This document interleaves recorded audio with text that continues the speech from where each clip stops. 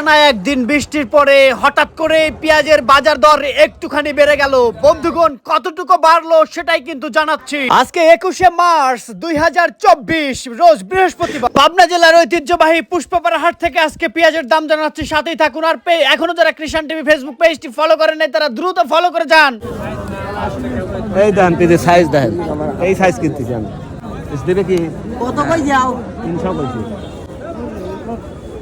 মাথা লাগাও না, দেওয়ার লাগি পারে হইলাম না। মাথা লাগাবো না, এটা কত হলে দেওয়ার দিন হলে তোমাকে দেবো না কে?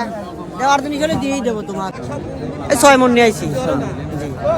আপনার পেঁয়াজ তো মাশাআল্লাহ আজকে মাথা ক্যাটাগরি সবগুলো পেঁয়াজি। এগুলো ছোটা সারা জি, এগুলো আর এগুলো পেঁয়াজি ফুল সহ না? না, এটাও ছোট সারাই আছে রে, মিক্সড আছে আর কি। মিক্সড আছে হালকা।